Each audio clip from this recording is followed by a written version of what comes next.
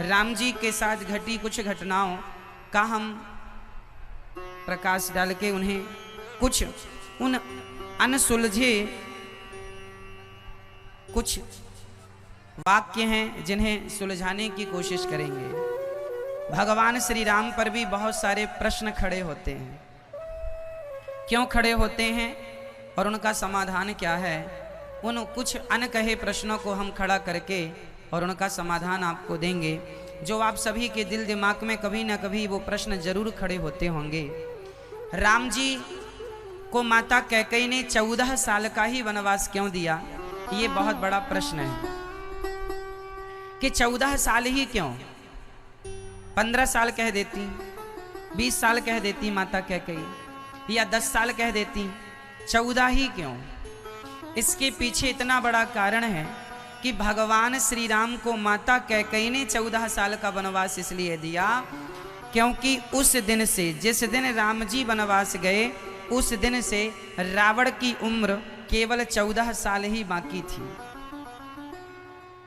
इसलिए माता कैकेयी ने राम जी को 14 साल के लिए भेजा। क्यों? क्योंकि अयोध्या का जो असली राज मुकुट था वो रावण के पास था। रावण के पास कथा 2 प्रकार से मिलती है, आप जरा समझने की कोशिश कीजिए। पहली कथा तो ये है कि एक बार दशरथ जी और माता कैकेयी आ रही थी, रास्ते में बाली मिला और बाली बोला दशरथ जी हमसे युद्ध करो। दशरथ जी बोले क्यों करें? बोले या तो युद्ध करो या तो अपनी राज मुकुट उतार के राज सिंहासन हमारे नाम कर दो, हम इस सिंहासन पर बैठेंगे, अयोध्या के राजा हम। दशरथ जी समझ गए कि इस आदमी से युद्ध करके जीतना तो संभव नहीं है। तब दशरथ जी ने अपनी मुकुट उतार के, राज मुकुट उतार के और बाली के कदमों में दशरथ जी ने रख दिया और वैसी ही नकली मुकुट बनवा के दशरथ जी पहन लिए। जब दशरथ जी कहते हैं राम को राजा बनाऊंगा, तो माता कैकेयी कहती हैं कि क्या राम को वो नकली मुकुट पहनाओगे? इसलिए माता कैकेयी ने कहा राम जाओ, पहले बाली को मारो, अपना असली राज मुकुट लेकर आओ और नकली मुकुट पहनाना है तो हमारे भरत को पहना दो। राम तुम तो असली राजा बनने के योग्य हो, नकली राजा तो मेरा भरत ही बन जाए। इसलिए माँ ने भेजा राम को वनवास। दूसरा कारण ये है, कथा ये मिलती है कि एक बार रावण ने राम जी के पूर्वजों में किसी एक राजा को, पूर्वजों में मतलब ये घटना है कि राजा दिलीप के पहले की, क्योंकि राम जी के पिता दशरथ जी, फिर दशरथ जी के जो पिता थे उनके पिता, दशरथ जी के पिता अज के पिता हुए हैं रघु, रघु के पिता जो हुए हैं, इन्हीं के वंश में आगे चल के एक राजा हुए हैं, उन्हें रावण ने युद्ध में पराजित कर दिया था और रावण अयोध्या की राज मुकुट लेकर के चला गया था। तब से अयोध्या की राज मुकुट रावण के पास थी। ये राम जी के पिता के पिता के पिता के पिता के पिता की घटना है। उसके बाद राजा दिलीप ने श्राप दिया रावण को कि आज के बाद तू अयोध्या की तरफ झांका, यदि युद्ध करने आया तो तेरा विनाश हो जाएगा। तब से रावण अयोध्या नहीं आता था, पर मुकुट तो लेकर चला ही गया। और वो जमाना ऐसा था कि जिसके पास मुकुट है वही राजा है। तो कैकेयी माँ ने राम को इसलिए वनवास भेजा कि जाओ, आपकी असली मुकुट अभी रावण के पास है, रावण को मार करके। और राम जी ने अपनी अयोध्या को स्वतंत्र कराया। अयोध्या स्वतंत्र नहीं था उस समय, अयोध्या रावण के अधीन था, क्योंकि मुकुट उसके पास थी। इसलिए राम जी ने रावण को मारा। 14 साल के लिए वनवास इसलिए दिया माता कैकेयी ने, क्योंकि माता कैकेयी जानती थी कि आज से रावण की उम्र केवल 14 साल शेष है। इसलिए राम जी वनवास गए और जिस दिन रावण मरा वही दिन था भगवान श्री राम के 14 साल पूरे उसी दिन हुए जिस दिन रावण मरा। और राम जी उसी दिन बाली विभीषण को राजा बना के पुष्पक विमान में बैठ के उसी दिन वापस आए, जिस दिन रावण मरा। और राम जी जब आए फिर उन्होंने अपनी लीला को आगे बढ़ाया, जो कि आप सब जानते हैं। तो रावण की उम्र उस दिन से 14 साल बची थी, इसलिए माता कैकेयी ने 14 साल का वनवास दिया। 15 साल बची होती तो 15 साल का वनवास होता। अब सवाल दूसरा कि भगवान श्री राम ने अपनी माता, अपनी पत्नी अर्थात हमारी माता सीता को वनवास क्यों दिया? माता सीता, राम जी का एक बार वनवास हुआ है। ले लो बेटा। राम जी का वनवास एक बार हुआ है, जबकि माता सीता का वनवास 2 बार हुआ है। एक बार तो सीता माता संग गई राम जी के, दूसरी बार राम जी ने माता सीता को त्याग दिया। प्रश्न ये खड़ा होता है कि क्या राम जी ने माता सीता को त्याग कर क्या सही किया? क्या राम जी का ये निर्णय सही था? सवाल मेरा आपसे। मैया जी, ओ मेरी माँ, बहुत शांत, जहां खड़े हैं वहीं से सुनिए, जहां बैठे हैं वहीं से सुनिए और बिल्कुल शांत चुपचाप होके कथा का आनंद लीजिएगा। आप लोग जो खड़े हैं यहाँ शांत रहिएगा, चुप रहिएगा। आप लोग मैया बैठ जाओ, मैया, ओ मेरी माँ। ये आप लोग बैठ जाएंगे ना तो पीछे वाले लोग देख पाएंगे, सुन पाएंगे। बैठ जाइए।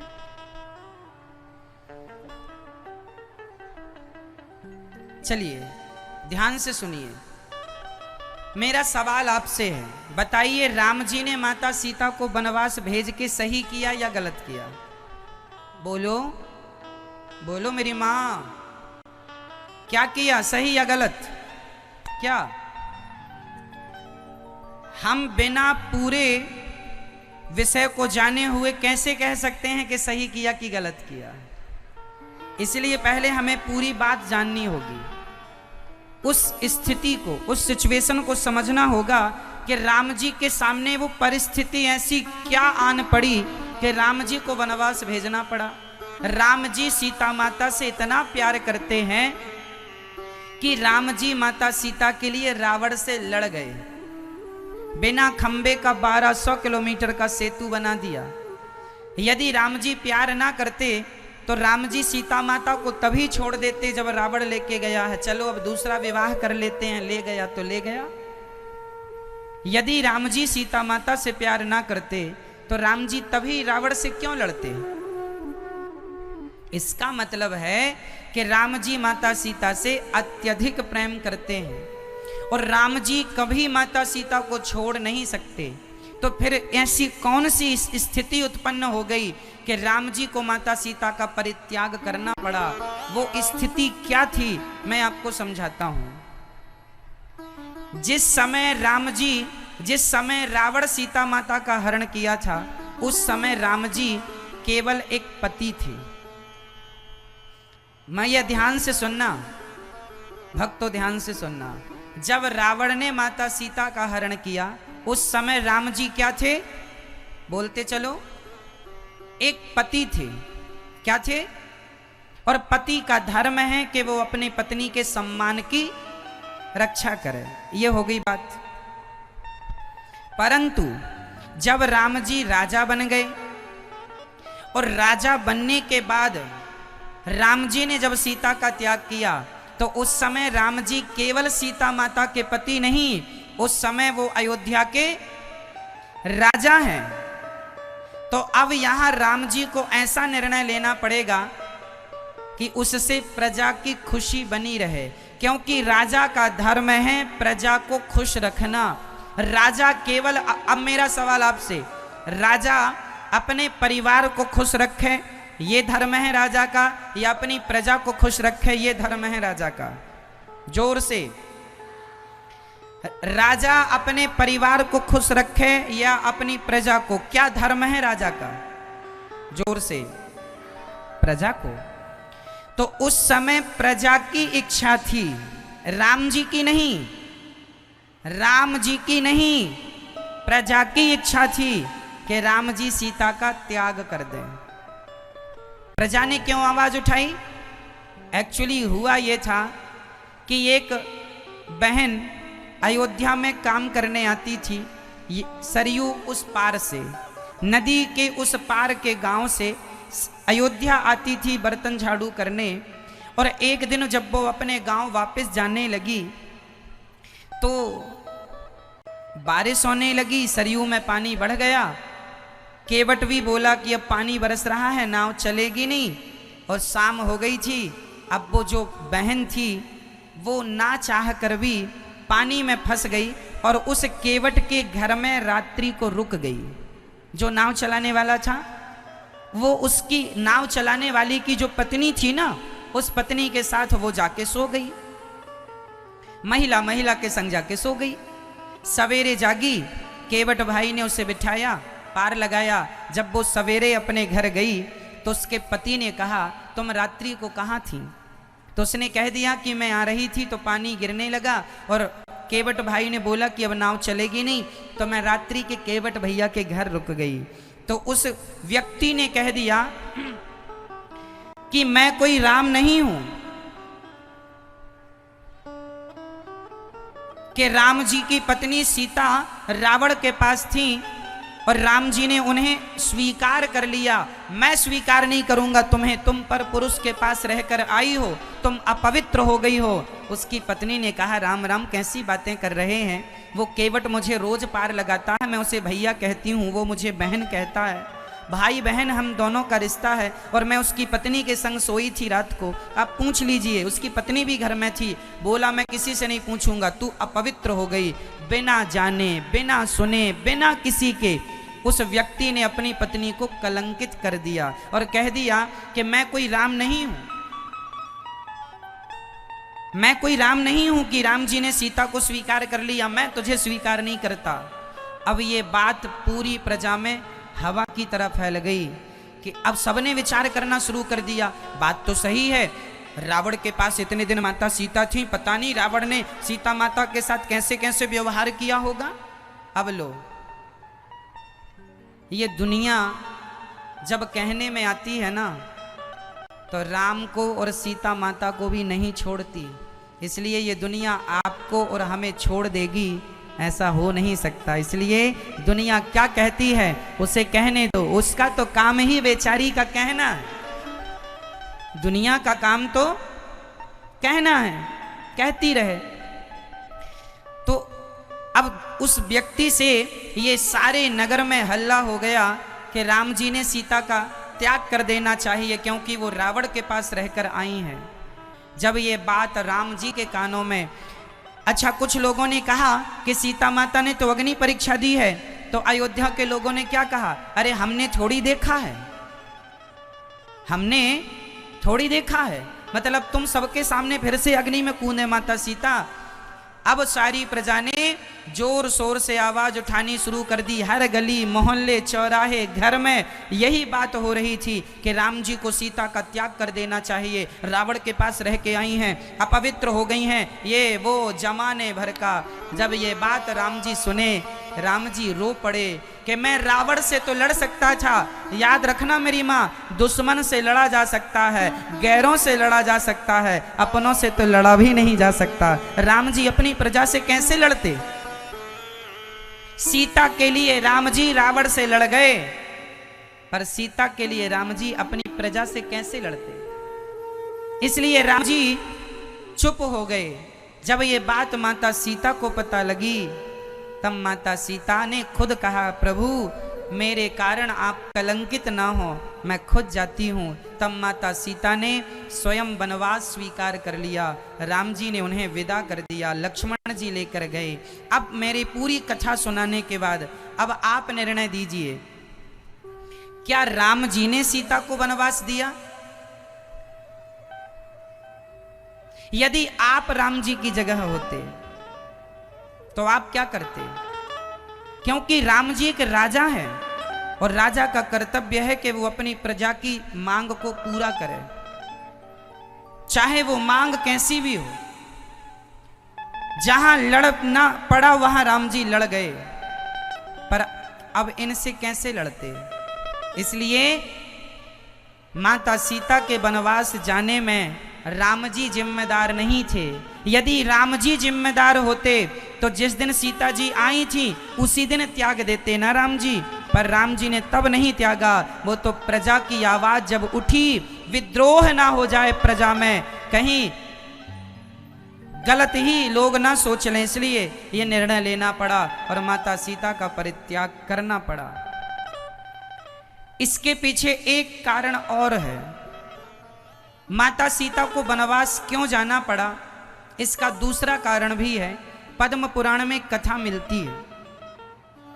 पद्म पुराण की कथा है कि एक बार माता सीता जब बहुत छोटी सी थी तब अपनी सखियों के साथ वो बगीचे में खेलने के लिए चली गई और तभी एक तोता और एक तोती पेड़ पर बैठ के, तोती बड़ी सुंदर राम कथा सुना रही थी। एक राम जी, सुंदर से राम जी, उनके सुंदर से बाल, उनका विवाह माता सीता से होगा। सीता जी ने सुना कि ये तो मेरी कथा सुना रही है, तो सीता माता ने उस तोती को चुपके से पकड़ लिया और पकड़कर वो अपने सोने के पिंजरे में डालकर अपने घर ले आई। तोती चिल्लाती रही, सीता मैं गर्भवती हूँ, मुझे छोड़ दो, मैं तुम्हें रोज कथा सुनाऊंगी, तुम कथा सुनना। चूंकि वो तोती तोता वाल्मीकि जी के आश्रम में रहा करते थे और वाल्मीकि जी के यहाँ राम कथा होती थी, तो तोती तोता ने सुन लिया। संयोगवश उड़ते उड़ते जनकपुर पहुंच गए और उन्होंने सुनाई तो सीता जी ने तोती को पकड़ लिया। अच्छा, संग में तोता भी था, तोती गर्भवती थी, पर सीता माता ने केवल तोती को पकड़ा, सोने के पिंजरे में रखा, कहा तू जो खाएगी खिलाऊंगी, पर तू यहीं रह और मुझे रोज कथा राम जी की सुना। तोती बोली मैं कथा रोज सुनाऊंगी, पर मुझे पिंजरे में ना रखो, मुझे आज़ाद कर दो। माता सीता एक ना सुनी और उसकी बात ना सुनकर वो बेचारी पिंजरे में तड़प तड़प के बेचारी, उसने खाना पीना बंद कर दिया और वो गर्भावस्था में वो कहती कि मैं गर्भवती हूँ, मैं अपने पति के साथ रहना चाहती हूँ, खुले आसमान में घोंसला बना के बच्चों को जन्म देना चाहती हूँ। सीता माता ने एक ना सुनी और तोती बेचारी तड़प तड़प के पिंजरे में मर गई। जब तोती मरी तो उस तोती के तोते ने श्राप दे दिया। श्राप मतलब बद्दुआएं, जिसे आज एक्चुअली हम श्राप कहते हैं, एक्चुअली ये श्राप नहीं, ये बद्दुआएं हैं। आप हमें सताएंगे तो हमारे अंदर से क्या निकलेगा? बद्दुआ। उसी को श्राप कहते हैं, उसी को क्या कहते हैं? श्राप। तो तोते ने श्राप दे दिया, अर्थात बद्दुआएं दे दी, सीता जैसे तुमने हमारी पत्नी को गर्भावस्था में हमसे दूर कर दिया, जाओ जब तुम गर्भवती होगी तो तुम्हारे पति भी तुम्हें अपने से दूर कर देंगे और जिम्मेदार मैं बनूंगा, कारण मैं बनूंगा। वही तोता इस जन्म में धोबी बन के आया और जिसके कहने से प्रजा में विद्रोह हुआ, अर्थात सीता जी के वनवास की मांग शुरू हुई और माता सीता को गर्भावस्था में जाना पड़ा। सीता माता गर्भावस्था में चली गई, इसके जिम्मेदार स्वयं माता सीता हैं। कहने का तात्पर्य ये है कि कर्मों का फल तुमने कर्म किया माता सीता, आपने भी एक तोती को गर्भावस्था में उसके पति से अलग किया तो वही पाप तुम्हें भी भोगना पड़ा और आपके जीवन में भी गर्भावस्था में आप भी अपने पति से दूर हो गई। कहने का अर्थ ये है कर्मन की गति न्यारी, कर्मों का दंड तो माता सीता को भोगना पड़ा, तो हमें और आपको नहीं भोगना पड़ेगा भक्तों। इसलिए बच के रहना, जैसी करनी वैसी भरनी, आज किया कल पाएगा। चढ़ता सूरज धीरे धीरे ढलता है, ढल जाएगा। इस संसार में बचता कोई नहीं है, कोई भी हो। आप लोग भी पक्षियों को बड़े धड़ल्ले से कैद कर लेते हैं। कई लोग तो पक्षियों को पालते हैं, शौक होता है, पंख काट देते हैं। यदि आपने उसके पंख काटे हैं तो आने वाली तुम्हारी ना जाने कितने पीढ़ियों के पंख कट जाएंगे, अर्थात वो तरक्की नहीं कर पाएगी, दो दो रोटी को मोहताज होना पड़ेगा। ये कर्मों की गति। तुमने किसी पक्षी के पंख क्यों काटे? खुले आसमान में उड़ता हुआ पक्षी अच्छा लगता है, पिंजरे में घुसा हुआ पक्षी अच्छा नहीं लगता। यदि पक्षी ही पालने हैं तो बड़ा पीपल वट वृक्ष का पेड़ लगा दो, उस पेड़ में अपने आप पक्षी आएंगे और तुम दर्शन करते रहना। पेड़ लगाओगे पक्षी आएंगे, तुमने घोंसला, यदि पेड़ लगाते तो पक्षी घोंसला बनाते, तुमने पेड़ तो लगाया नहीं बल्कि पक्षियों को लोहे के पिंजरे में कैद कर लिया। ये बहुत बड़ा पाप लगता है, किसी पक्षी को कैद नहीं करना चाहिए, है ना। कई लोग तो पंख काट देते हैं, ये बहुत भयंकर, ये माता सीता को इसका दंड भोगना पड़ा, तो अरे गहरे नत्थु खैरे की हम क्या कहें। ठीक है, इसलिए माता सीता को राम जी ने वनवास दिया। तो माता सीता के वनवास के 2 सटीक कारण हमने आपको बताए। आप में से किस किस को ये बातें समझ में आ गई? आ गई तो हाथ उठा लो। आ गई, ठीक है। अब चलते हैं भगवान के पावन से चरित्र में, भगवान के लीला की ओर।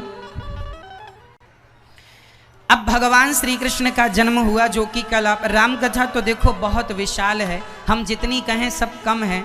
बहुत सारी राम कथा तो पूरी ना होने वाली कथा है, कथाएं तो कभी कोई पूरी नहीं होती, फिर भी जो मेन तथ्य थे उनमें दास ने आपको समझाया। अब आइए भगवान श्री कृष्ण की जो कल कथा हमने सुनाई कि ठाकुर जी का जन्म हुआ, कहाँ जन्म हुआ भगवान का?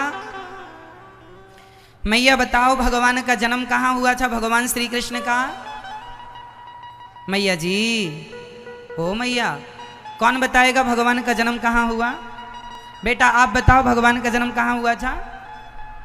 बोलो जोर से, और जोर से। मथुरा। भगवान श्री कृष्ण का जन्म कहाँ हुआ था? मथुरा में। और भगवान के जन्म लेते ही भगवान को वसुदेव जी कहाँ लेकर चले? कहाँ? गोकुल, द्वारिका नहीं, गोकुल। कहाँ? गोकुल। भगवान गोकुल लेके चले, वो वसुदेव जी गोकुल। जब चले तो वसुदेव जी के पांव में बेड़ियां और हाथ में हथकड़ियां थी, पर भगवान को याद रखना, संसार का बंधन तब तक ही है जब तक आप भगवान को लेकर नहीं चलते। कोई भगवान को लेकर चले, कोई अपने हृदय में, मन मंदिर में भगवान को बसाए। हे प्रभु, आप ही मेरे सब कुछ हैं, आप ही मेरे पालनहार हैं। जो भगवान को मन मंदिर में लेकर चलता है उसे दुनिया का कोई बंधन कभी बांध ही नहीं सकता। बंधन उनके लिए है जो भगवान से दूर है। आप लोग दुखी, आप में से कितने लोग दुखी हैं? हाथ उठा के बता दो जरा। जो दुखी हैं वो हाथ उठा दें जरा। कितने लोग दुखी हैं? उठाइए हाथ यदि दुखी हैं तो। चलिए अब हम बता रहे हैं आप दुखी क्यों हैं। आप इसलिए दुखी हैं क्योंकि आप भगवान से विमुख हैं। जानते हूँ अस स्वामी विसारी, फिर हित काहे ना हाहि दुखारी। अरे भगवान को आप भूल जाएंगे, विमुख हो जाएंगे तो दुख नहीं आएगा।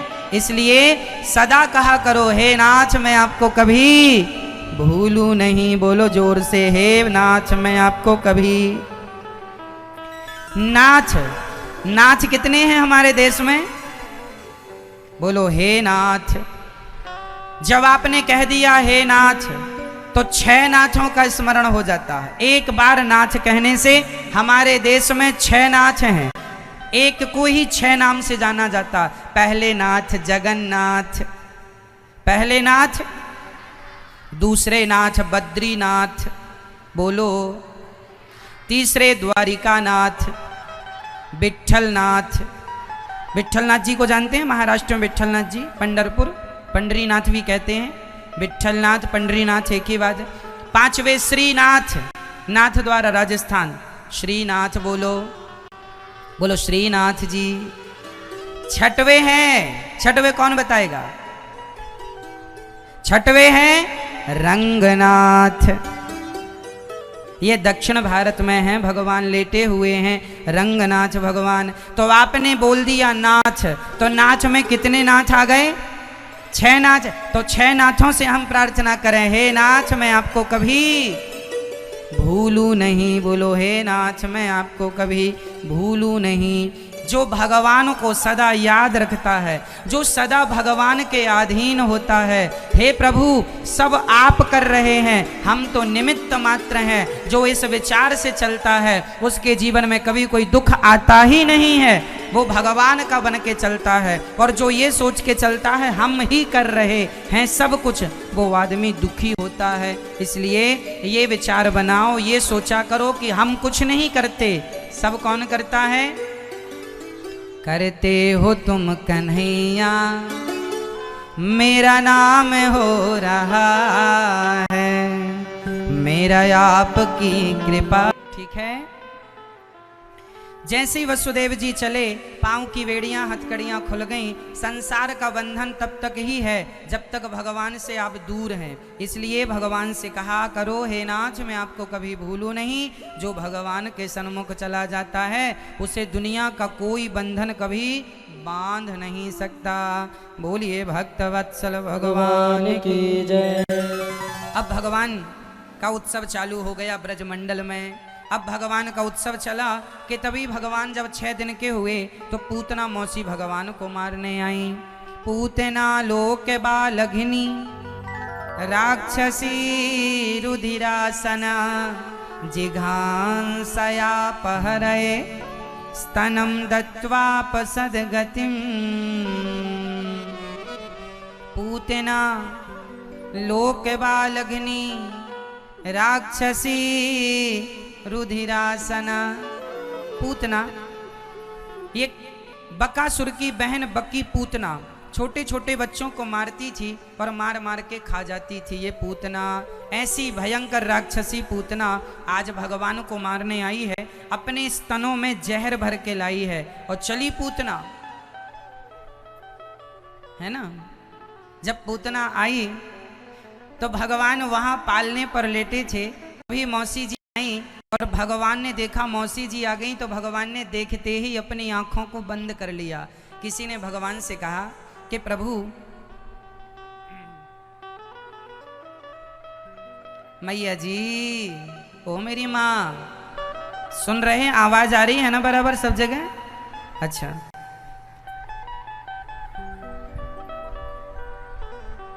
शांत रहिएगा। पूतना मौसी अपने स्तनों में जहर लगा के चली, कालकूट नाम का विष लगा करके चली और भगवान के पास जब गई तो भगवान ने मौसी जी को देखते ही अपनी आंखों को बंद कर लिया। भगवान ने अपनी आंखें मूंद ली। किसी ने कहा प्रभु आपने आंखें क्यों बंद कर ली? पूतना बोली, भगवान बोले कि मैंने पूतना को देखकर आंखें इसलिए बंद कर ली क्योंकि पूतना का तन बहुत सुंदर है पर मन बहुत सुंदर नहीं है। जिनका तन सुंदर होता है मन सुंदर नहीं होता, ऐसों को हम देखना भी पसंद नहीं करते। इसलिए तन की सुंदरता नहीं, मन की सुंदरता चाहिए। भगवान क्या पसंद करते हैं, तन को या मन को? किसको? निर्मल मन जन सो मोहि पावा, मोहि कपट छल छिद्र न भावा। भगवान निर्मल चाहते हैं मन, सुंदर मन, निर्मल मन, कोई कामना ना हो, कामना रहित मन हो, निष्काम। पूतना के अंदर देखो ना, पूतना बाहर से बड़ी सुंदर थी, भीतर से तो भगवान को मारने का भाव था। इसलिए कहते हैं तन को सजाने की जरूरत नहीं है मेरी माँ, मन को निर्मल करो, मन को धोना जरूरी है।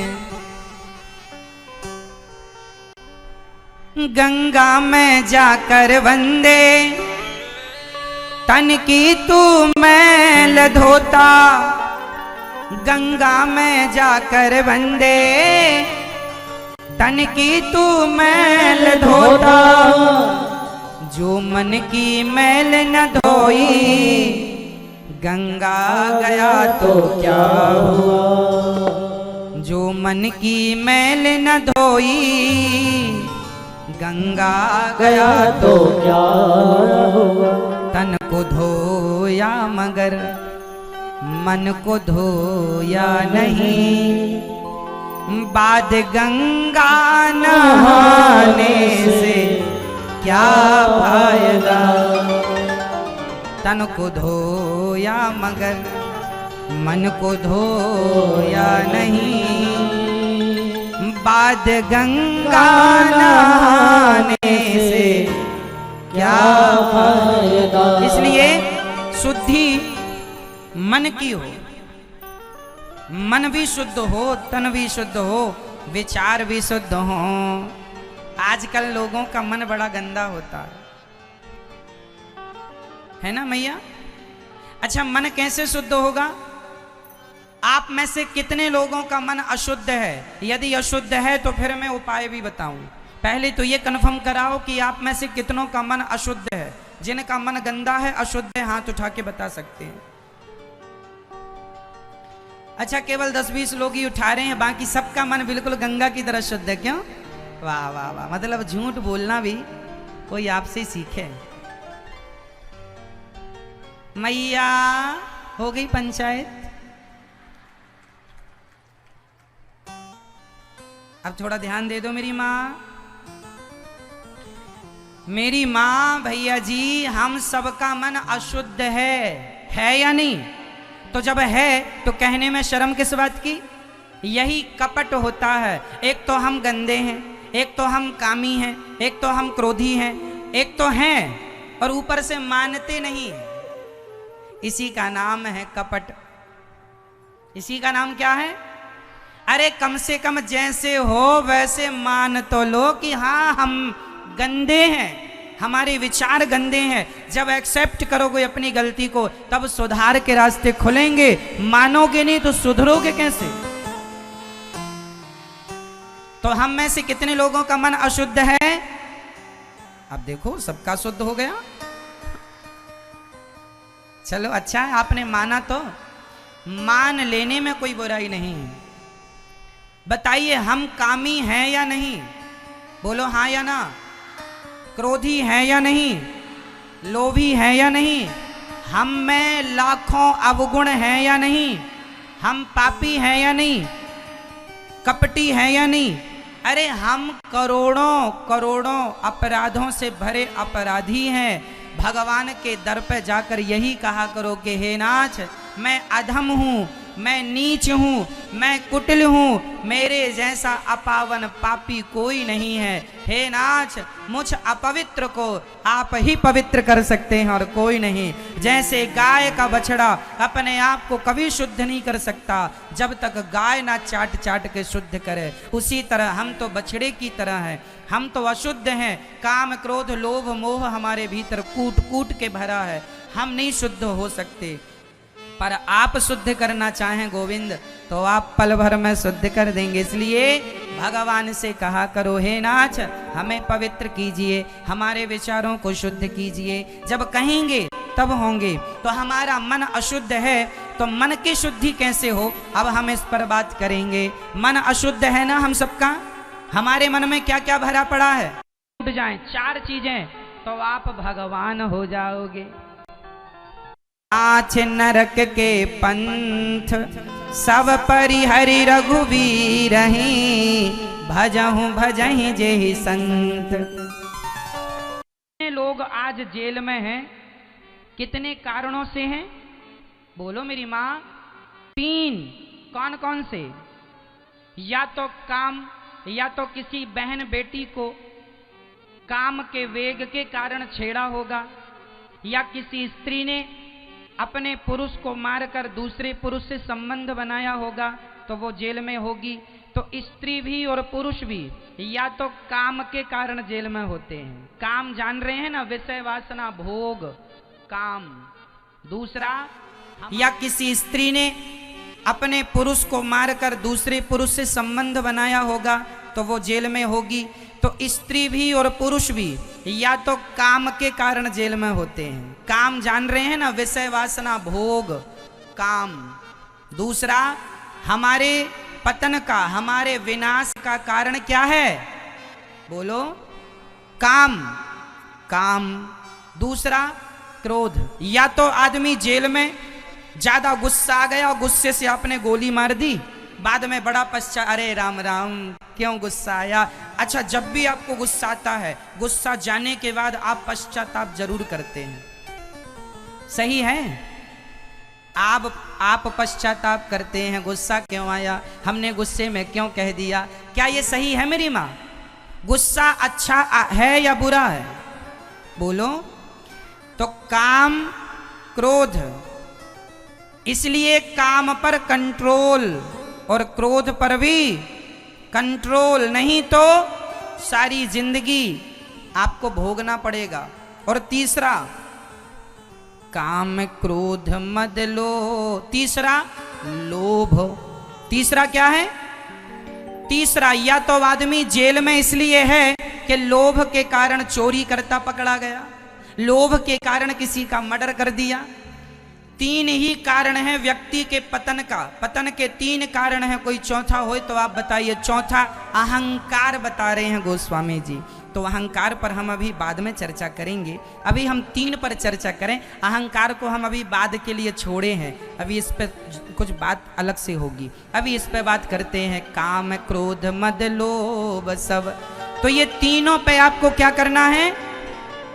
आपके मन को गंदा कौन करता है? या तो काम, या तो क्रोध, या तो लोभ। इसलिए काम, रावण ने सबको जीत लिया था, इंद्र को, दिक्पालों को, देवताओं को, पर काम को ना जीत सका, जिसके कारण उसके गली गली पुतले जलाए जा रहे हैं। और राम जी ने काम को जीत लिया। सूपनखा आई थी, राम जी ने माँ कह करके बुलाया। पराई नारी माँ बहन बेटी होती है। राम ने काम को जीत लिया तो मंदिर बनते हैं, पूजा होती है, और रावण नहीं जीत पाया तो गली गली पुतले जलते हैं। ये अंतर है।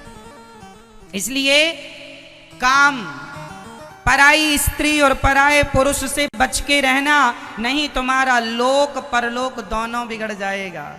पराई स्त्री और पराये पुरुष, चरित्रवान बनना, नहीं तो सब बर्बाद हो जाएगा। काम। दूसरा, क्रोध पर कंट्रोल। कई बार क्रोध के कारण आदमी आत्महत्या कर लेता है, गुस्से के कारण। और तीसरा, लोभ, जरा कंट्रोल। तो मन को शुद्ध करना है तो अपनी इच्छाओं पर कंट्रोल। चाह गई चिंता मिटी मनवा वे परवाह, जिसको कछु ना चाहिए सो ही साहंसाह। जिसे कुछ ना चाहिए वही दुनिया में अमीर है, और जिसे कुछ चाहिए वही सबसे गरीब। इसलिए चाहत समाप्त कर दो। आपको परेशान कौन करता है? इच्छाएं। इसलिए जरूरत से ज्यादा इच्छाएं नहीं हो मेरी माँ। हमारी जो जरूरतें हैं वो हमें पूरी करनी चाहिए। आपकी जरूरत क्या है? हमारी 4 जरूरतें हैं, रोटी, कपड़ा, मकान और शिक्षा। ये हमारी क्या है? मैया बता दो। रोटी, कपड़ा, मकान और शिक्षा हमारी क्या है? बोलो जोर से, और जोर से। मैया बोल नहीं रही हो, क्यों? बोलो मेरी माँ। 4 चीजें क्या है हमारी? जरूरत। जरूरतें तो रिक्शे वाले की भी पूरी हो जाती हैं, परंतु इच्छाएं कभी पूरी नहीं होती। एक होती है जरूरत। जरूरतें क्या है? रोटी, कपड़ा, मकान, शिक्षा हमारी जरूरतें हैं। और इच्छाएं हमारी बड़ी गाड़ी हो, बड़ा बंगला हो, महंगी साड़ी हो, महंगे कपड़े हो, महंगा हार हो। ये क्या है? ये जरूरतें नहीं है, ये क्या है? जोर से। ये इच्छाएं हैं। अब ये बताओ कि जिंदगी जरूरतें पूरी करने के लिए हैं या इच्छाएं? देखो, जरूरतें पूरी हो सकती हैं, परंतु इच्छाएं कभी पूरी। इच्छाएं, जरूरतें रिक्शे वालों की भी पूरी हो जाती हैं, पर इच्छाएं तो रावण जैसों की भी पूरी ना हो सकी। याद रख, सिकंदर के हौसले तो वाली थे, जब गया जमी से तो दोनों हाथ खाली थे। इच्छाएं तो सिकंदर की पूरी ना हो सकी, तो इच्छाओं के हिसाब से जिंदगी जियोगे, सदा दुखी रहोगे। इसलिए क्या पूरी करना है और क्या पूरा नहीं करना? बोल दो, क्या पूरा करना है? जोर से। क्या पूरी करना है?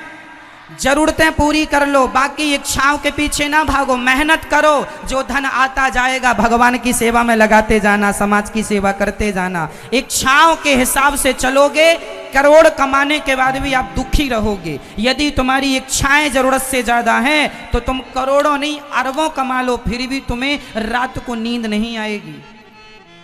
इसलिए सुखी जीवन चाहते हो तो इच्छाएं नहीं, जरूरतें पूरी कर लो और आनंद से खुश रहो अपनी पत्नी के साथ, अपने बच्चों के साथ, अपनी माता के साथ, अपने पिता के साथ, अपने परिवार के साथ, अपनी इनकम, अपनी कमाई में खुश रहो। ईश्वर ने हमें सब कुछ दिया है, हम दुनिया के सबसे अमीर व्यक्ति हैं। आप मानोगे कि मैं गरीब हूं तो तुम गरीब ही रहोगे, और मान लो कि मैं अमीर हूं तो क्या घट जाएगा मान लेने में। मान लो ना, मैं टाटा बिरला अडानी अंबानी से भी सुखी हूं, मान लेने में क्या बुराई है। उन लोगों को तो रात को नींद की गोलियां खानी पड़ती है तो भी नींद नहीं आती, और आप तो बढ़िया टूटी खटिया में बढ़िया सो जाते हैं। तो बताइए सुखी कौन हुआ? अरे हम सामान्य आदमी बहुत सुखी हैं, लेकिन आप लोगों को देख देख के लगता है वो बड़ा सुखी है।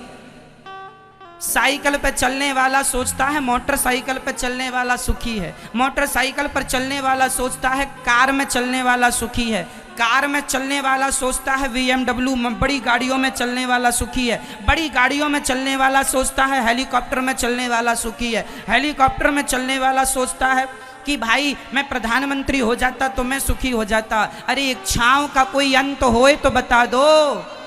ना तो साइकिल वाला ही सुखी है, ना तो हेलीकॉप्टर वाला सुखी है। सुखी तो तब होगे जब इच्छाओं का अंत हो जाएगा, तब सुखी हो जाओगे। चाह गई चिंता मिटी मनवा वे परवाह, जिसको कछु ना चाहिए सो ही साहंसा। इसलिए आज से आप अपनी जरूरत से ज्यादा इच्छाओं का त्याग कर देंगे। क्या खत्म करेंगे आज से? आपके दुख का कारण क्या है?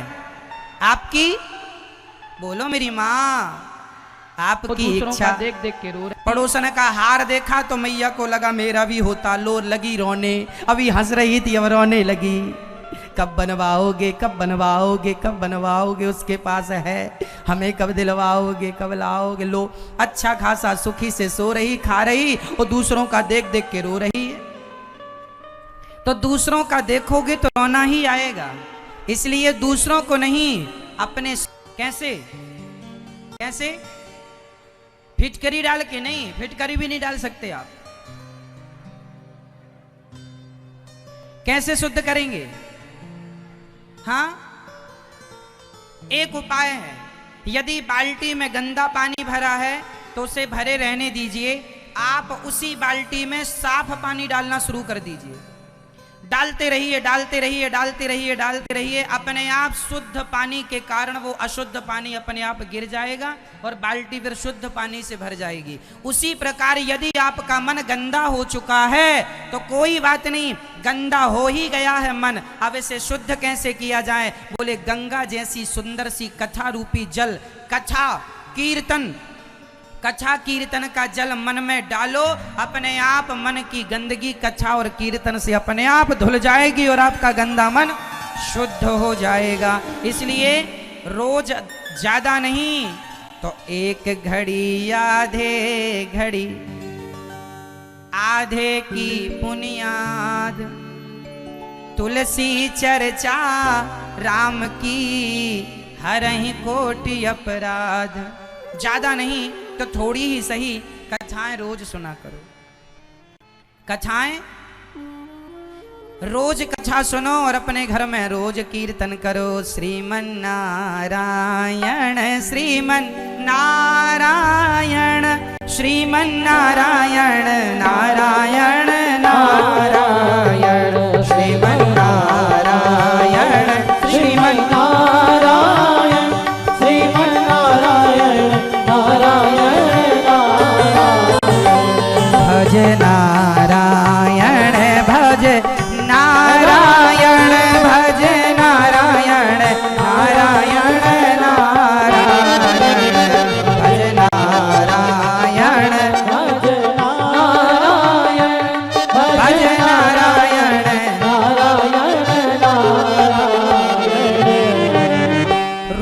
भगवान की कथा और रोज भगवान का कीर्तन करने से आपका मन क्या होगा?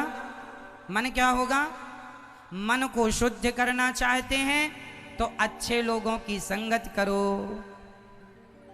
कथाएं सुनो, कीर्तन करो, तब मन शुद्ध होगा, नहीं तो कभी शुद्ध नहीं होगा। अभ्यासेन तु कौन्तेय वैराग्येण च गृह्यते। अभ्यास करो, मन को एकाग्र करो। आप कहते हैं महाराज जी हमारा तो मन ही नहीं लगता। अरे भाई मन ना लगे तो भी भगवान करत करत अभ्यास के जड़मति होत सुजान। रसरी आवत जात है सिल पर पड़त निशान। अभ्यास से सब कुछ संभव है। तो अभ्यास से क्या संभव है मेरी माँ? मन की एकाग्रता। चलिए, भगवान ने पूतना मौसी को जहर, पूतना आई भगवान को उठाई, भगवान ने जहर का पान किया और जहर पीने लगे। पूतना चिल्लाई, भगवान ने थोड़ा जहर पिया, थोड़ा दूध था दूध पिया और प्राणों को पीने लगे। पूतना चिल्लाई, बालक छोड़ दो छोड़ दो छोड़ दो।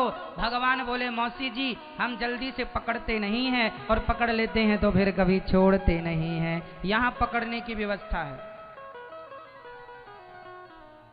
छोड़ने की व्यवस्था नहीं है। पकड़ लिया भगवान ने और पूतना की वो गति की जो माता कौशल्या, माता यशोदा की जो गति होनी है वही गति भगवान ने पूतना की।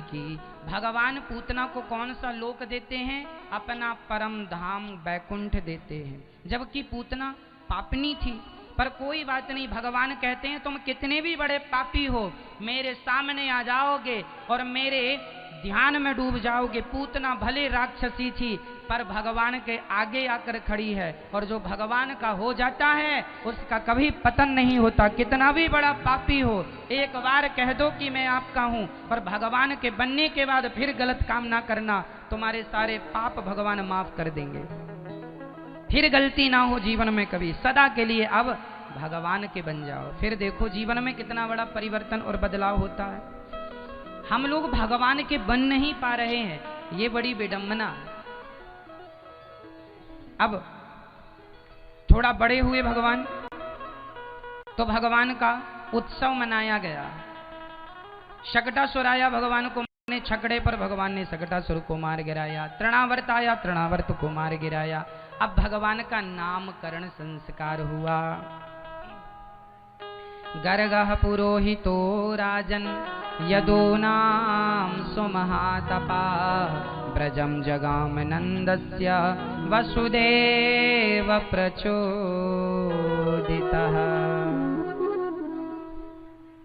भगवान का आज संस्कार हो रहा है। हमारे सनातन धर्म में कितने संस्कारों का वर्णन मिलता है?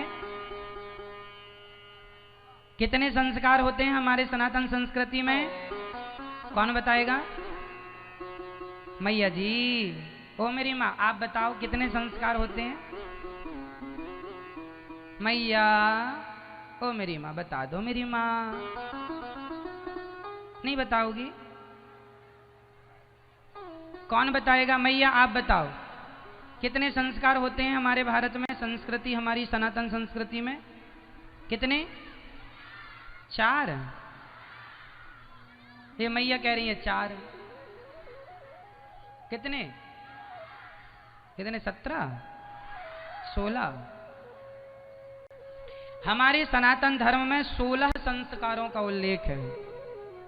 गर्भाधान संस्कार, पुंसवन है ना, मुंडन संस्कार जैसे चूड़ा कर्म संस्कार कहते हैं, अन्नप्राश संस्कार कहते हैं, यज्ञोपवीत संस्कार, वेदारंभ संस्कार, पाणी ग्रहण संस्कार, ऐसे सब मिला के अंत में अंतिम संस्कार, ऐसे टोटल 16 संस्कार होते हैं।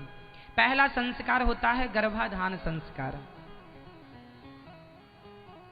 है ना। तो हमारे जो संस्कार हैं वो कैसे होने चाहिए, कुछ संस्कारों की चर्चा हम आपसे कर लेते हैं। आपके संस्कार कैसे होने चाहिए जरा ध्यान से सुनिएगा। हमारे संस्कार, आज के माँ बाप अपने बच्चों का के संस्कार ही तो नहीं उनको देते। आजकल के माँ बाप दिन भर कमाते हैं, बेटा ये पैसा, ये प्रॉपर्टी तुम्हारी, ये गाड़ी तुम्हारी, ये इतना सोना तुम्हारा। माँ बाप अपने बच्चों को धन दौलत बराबर दे रहे हैं, संस्कार नहीं दे रहे हैं। जबकि क्या देना जरूरी है? इसलिए मेरी माँ, धन दौलत देने की जरूरत ही नहीं है, लायक बना दो बच्चों को, अपना कमा के खा लेंगे। और लायक नहीं बनाओगे, संस्कार बिगड़ जाएंगे तो कितना भी कमा के रखोगे उड़ा देगा। आजकल देखो ना बच्चे, इनके संस्कार कैसे हैं? आजकल के लोगों के पास बातचीत करने के भी संस्कार नहीं है। अपने से बड़ों से कैसे बात करनी चाहिए ये संस्कार भी माँ बाप नहीं देते। बच्चों से कैसी बात करें, बड़ों से, बराबर के लोगों से, और छोटे बच्चों से कैसे बात करनी चाहिए। अपने से बड़ों से वैसी ही बात करो जैसे अपने पिता से बात करते हो, आदर के साथ, सम्मान। कोई भी बुजुर्ग हो, केवल मैं अपने बाप का, अपनी माँ का सम्मान नहीं, इस सृष्टि में जितने बुजुर्ग हैं मैं सबका सम्मान करूं, ये मेरे संस्कार हैं। हर बुजुर्ग का सम्मान करना मेरा धर्म है। आजकल के बच्चे बुजुर्गों का कोई सम्मान नहीं करते, बड़ों का सम्मान नहीं करते। बड़ों के चरणों में झुककर प्रणाम करना, आजकल के बच्चों को प्रणाम करने का भी संस्कार। और ये गलती बच्चों की नहीं है, ये गलती माता और पिता की है, आप लोगों की। अब विडंबना तो ये है कि आप लोगों के पास ही संस्कार नहीं है, तो जब आपके पास ही नहीं आए तो आप अपनी औलाद को देंगे कहां से? विडंबना तो ये है कि आप ही संस्कारहीन हो चुके हैं।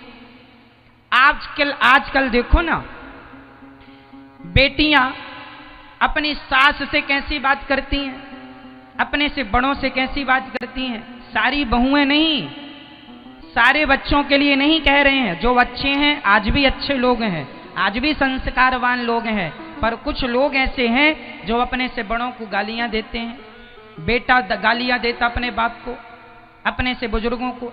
आजकल के बच्चे, छोटा सा लड़का, 20 साल का बच्चा सिगरेट पीता है, मोहल्ले चौराहे में बैठ के सिगरेट पीता है। बूढ़े बुजुर्ग बैठे हैं, उसे जरा भी तमीज नहीं है कि भाई बड़ों के सामने, पहली बात तो तुम गलती कर रहे हो, सिगरेट पी रहे हो, उसके ऊपर भी सबके सामने पी रहे हो, मतलब बड़ों का कोई सम्मान नहीं है। हमारे गांव में हमारे कुछ दोस्त लोग बीड़ी पीते थे, तो बीड़ी पीते तो थे, पर गांव का कोई भी बूढ़ा आ जाए तुरंत वो बीड़ी फेंक देते थे, और यदि बैठे होते थे तो उठकर खड़े हो जाते थे कि गांव का बुजुर्ग है, किसी भी जात का हो पर बुजुर्ग है तो उसका सम्मान होता था। ये हमारे गांव के बूढ़े हैं।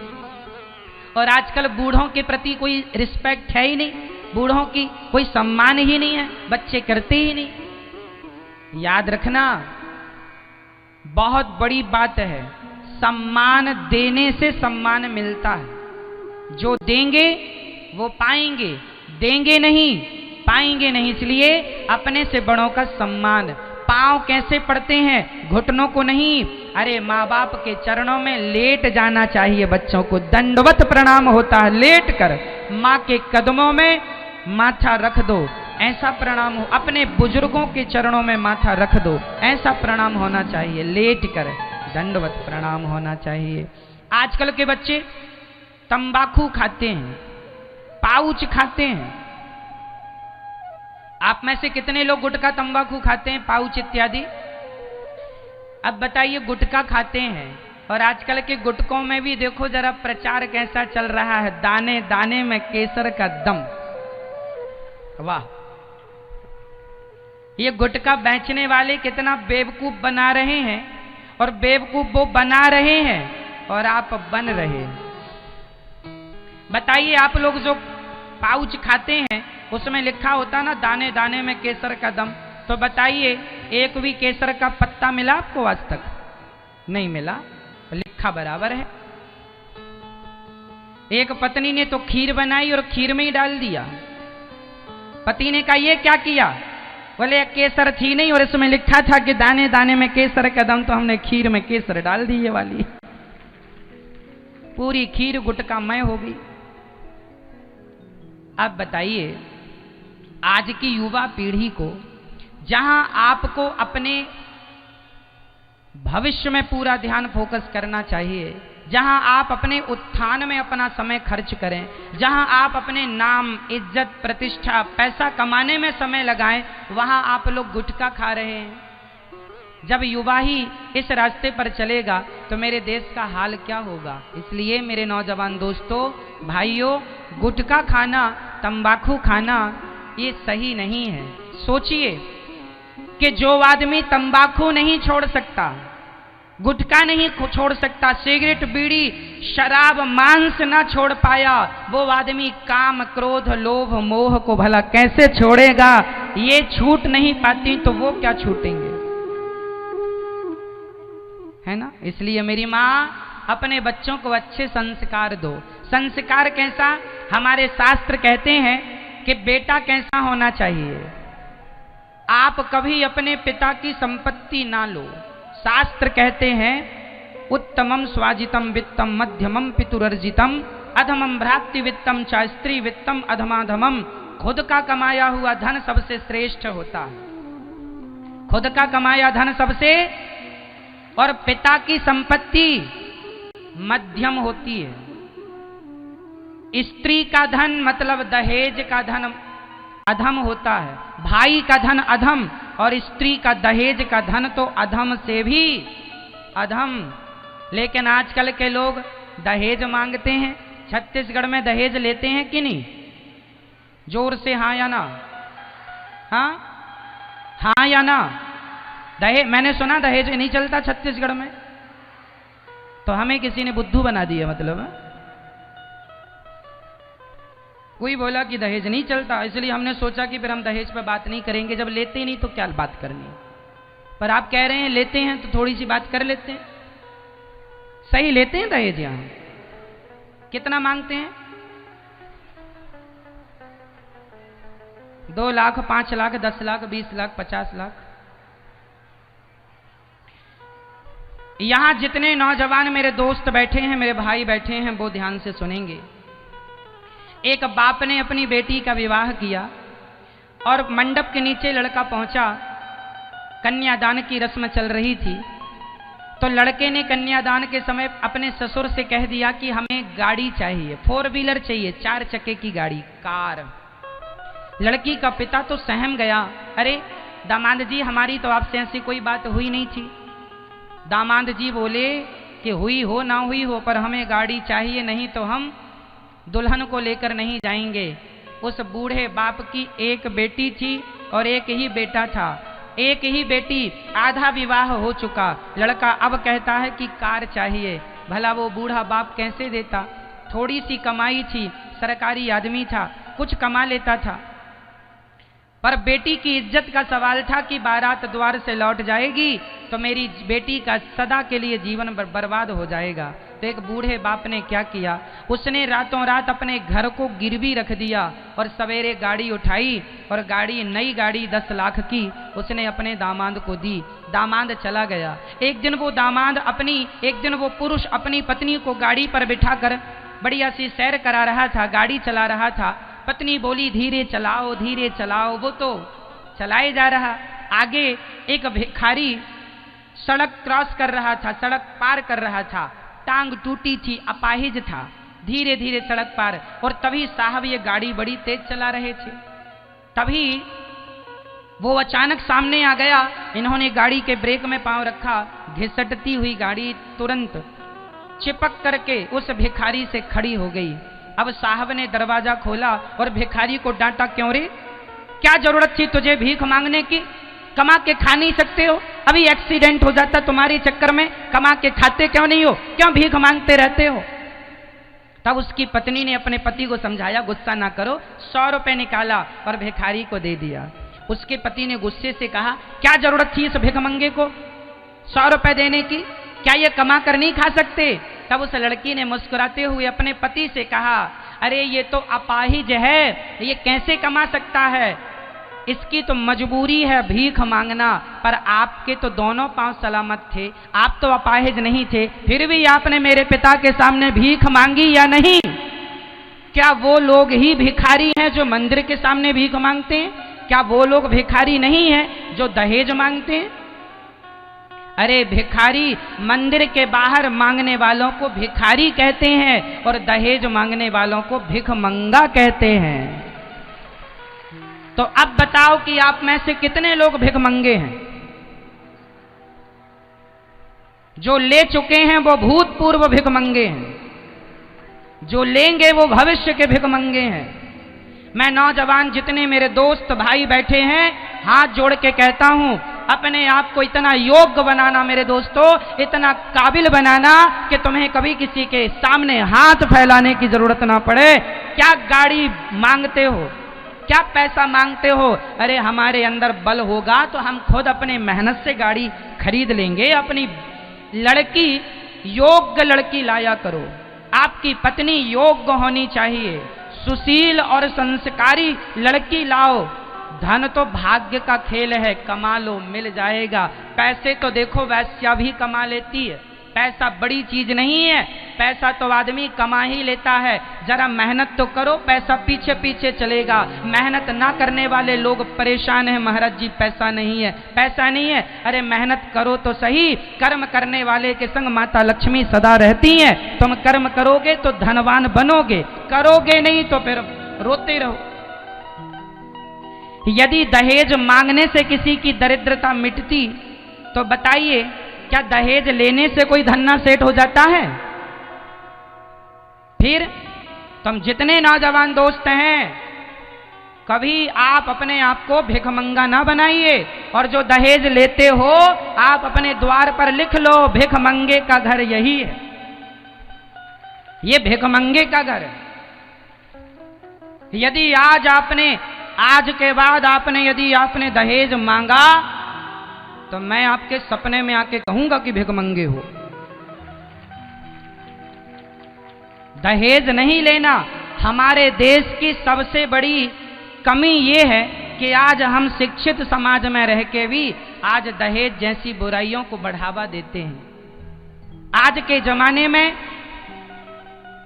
लड़की का बाप अपनी जमीन जायदाद बेच के बेटी, आजकल कोई बेटी पैदा नहीं करना चाहता, इसी चक्कर में कि बेटी पैदा होगी तो 10-20 लाख खर्च करने ही पड़ेंगे। इसलिए कहीं बेटी खतरे में ना पड़ जाए, इसलिए दहेज लेना बंद कर दोगे, दहेज की परंपराएं मिट जाएंगी तो कोई बाप अपनी बेटी को कभी बोझ नहीं समझेगा। बेटी बोझ होती नहीं है, पर दहेज के कारण बेटियों को लोग बोझ मान लेते हैं, क्योंकि उसके लिए खर्चा करना पड़ेगा। आज की शिक्षित समाज में ऐसी कुरीतियों का हमें बहिष्कार करना चाहिए। हाँ या ना? कौन कौन दहेज नहीं लेगा आज के बाद से कभी? उठाओ हाथ। लो, नहीं उठा रहे हैं हाथ, मतलब लोगे। अच्छा, नहीं लेते हैं और आगे भी नहीं लेंगे, वो कौन कौन लोग हैं जो नहीं लेते कभी दहेज और नहीं लेंगे? इसके लिए भी हाथ उठाइए। फिर भी देखो पूरे लोग हिम्मत नहीं जुटा पा रहे हैं। आदत हो गई है ना फोकट का खाने की, अब वो आदत हो ही गई है, अब कैसे जाएगी? एक और उपाय है मेरे पास। यदि लड़का दहेज मांगे तो मेरी नौजवान बहन बेटियों, अब आपको खड़ा होना पड़ेगा और दहेज लेने वाले से, भिखमंगों से तो आप विवाह करो ही मत। कह दो भाई, लेने जो दहेज लेगा हम ही नहीं करेंगे विवाह, और ज्यादा मुंह फाड़े तो बारात अपनी लेके जा। नालायक आ गया मुंह फाड़ने, मार के भगा उसको, गधे पे बैठा के जूते की माला पहना के।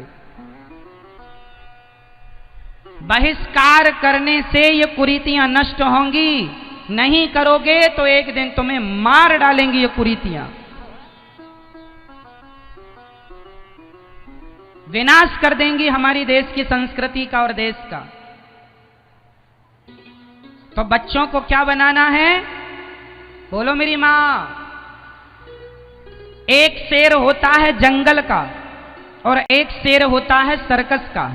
सर्कस का शेर वो होता है जो मालिक के टुकड़ों पर पलने का आदी हो जाता है, मालिक के टुकड़ों पर पलता है।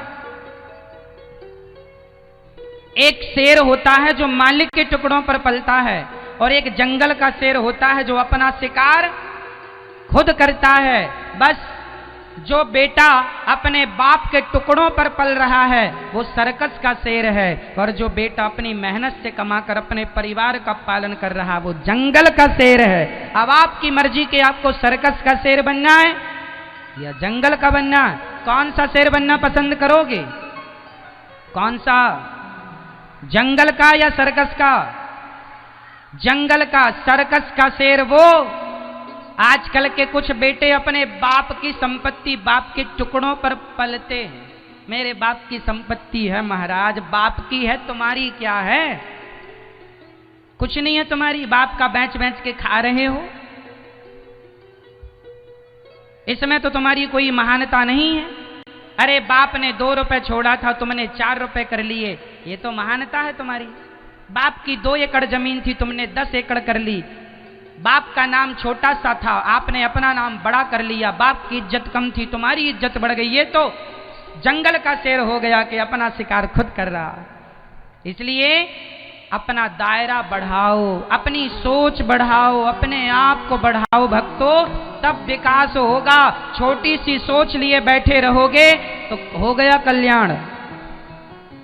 तो हमारे संस्कार, बड़ों का सम्मान, अपना स्वावलंबी बनो, अपने पांव पर खड़े हो, बड़ों का आदर सम्मान, बोल चाल अच्छा, व्यवहार अच्छा।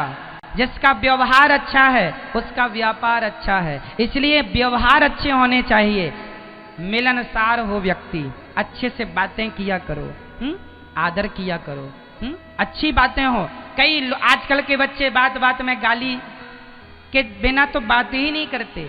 तो ये गाली गलौच वाली बातें आपके संस्कार के योग्य नहीं है, आपके अनुरूप नहीं है, खिलाफ है। इसलिए इनका भी बहिष्कार हो, अर्थात गलत बातें ना हो, गलत लोगों की संगत ना हो। अच्छी बातें, अच्छी संगत। संगत से गुण आते हैं, संगत से गुण जाए, लोहा जड़ा जहाज में, पानी में उतराए। संगत अच्छी करोगे रंगत अच्छी चढ़ेगी। इसलिए संगत अच्छी हो, अच्छे लोगों के संग बैठा करो, अच्छी बातें किया करो, और भगवान का चिंतन, भगवान की कथा से मन शुद्ध होगा। अब भगवान थोड़ा बड़े हुए और भगवान की लीलाएं चालू हो गई। अब बाल लीलाएं कर रहे हैं। बलराम जी और भगवान श्री कृष्ण चल रहे हैं। कभी गैयों को, बछड़ों की पूंछ पकड़ के दौड़ते हैं, कभी घर में रखा सारा माखन भगवान चट कर जाते हैं, सारा माखन उड़ा देते हैं, खा लेते हैं। कभी भगवान गोपियों के घर जाते हैं। एक दिन भगवान सखियों के घर माखन चुराने चले गए। भगवान बोले आज सखी सारी शिकायत कर। अरे मैया सुनियो, का है गौ सखी? अरे तोकू पतो ना है मैया तेरे लाला ने कितनी बड़ी शैतानी कर राखी है। मैया बोली का है गौ? तो मोकू कछो पतो ना है। अरे मैया तोकू पतो ना है, सुन या तेरे छोरा ने हम सबन को जीनो हराम कर राख्यो है या दारी के ने, का क्यों जरा बताइयो तो सही। तब कहा गोपियों ने, अरे मैया आज तेरे लाला ने सबरो माखन खाई लियो, हमने मटकी सजा सजा के रखी कि सवेरे बेच आएंगी मथुरा, तेरे लाला ने जाए के सबरो माखन खाई लियो, मारी खिड़की से घुस जाए और यो सबरो माखन निकाल के खाए। मैया बोली चौरे लाला ये सखियां सही कह रही हैं? कन्हैया बोले मैया 1 नंबर की चोटी हैं ये सखियां, झूठी शिकायत करवे आई हैं। तो मैया बोली सखियों का कियो हमारे लाला ने? तब गोपियों ने शिकायत की। वत्सान मुंचन क्वचित समय, क्रोश संजात हासः, तेयं स्वादवत्यथ दधिपयः, कल्पितैस्तेययो गई। मैया हमारे सारे बछड़ों को खूंटे से खोल देता है, सारे बछड़े जाते हैं और जाके गाय का दूध पी लेते हैं। मैया बोली अच्छा चौरे ऐसी करे? कन्हैया बोले मैया ये बछड़ों को दूध ही ना पिलाएं, सबरो दूध दोह लें, जरूर बच्चे भूखे रह जाएं। एक सखी बोली मैया एक दिन तेरे लाला ने कहा कि गांव में बड़े बड़े साधु संत आ रहे हैं, जरा मक्खन तो निकालियो। तो हमने माखन या को चंदा में दे दिए। जब माखन दई हमने और जाए के देखो तो बंदरन की पंगत बिछाए के सबरे बंदरन को खवाए माखन, कहे पिछले जन्म में तुम सबन ने बड़ी सेवा कर राखी है, या जन्म में पेट भर भर के खाओ। ये वही राम जन्म के बंदर हैं, त्रेता युग वाले, द्वापर में खवा रहे हैं भगवान। मैया बोली सखियों, जब तक तुम मेरे छोरा को रंगे हाथों नाए पकड़ोगी तब तक तुम सबन की बातों को हम भरोसो नाए करेंगे। जाओ लाला को रंगे हाथों पकड़ के लाओ। अब लाला को रंगे हाथों पकड़ने के लिए गोपियों ने मटकी के ऊपर घंटी लटकाई दी, और जब घंटी लटकी तो जानते हो, जब भगवान खिड़कियों से ग्वाल वालों की मंडली, भगवान की मंडली का नाम था बाल गोपाल चौर विद्या प्रचार मंडल। सारे ग्वाल वालों को मिला के भगवान चोरी किया करते थे, माखन चुराते थे। सारे घरों में घुस के भगवान ने जब माखन चुराना शुरू किया तो मटकी के ऊपर घंटी लटक रही। भगवान बोले आज का प्रोग्राम कैंसिल करो। भगवान जाने लगे तो घंटी बोली सरकार कहाँ जा रहे हैं? भगवान बोले अरे घंटी, तुम्हें कहीं और जगह नहीं मिली, आज यहीं तुम्हें जगह मिली। घंटी बोली सरकार हम लटकी नहीं है, हमें गोपियों ने लटकाया है। तो भगवान बोले एक काम करना, बजना मत। भगवान से घंटी ने प्रॉमिस किया नहीं बजेंगे। भगवान ने ग्वाल वालों का गोला बनाया,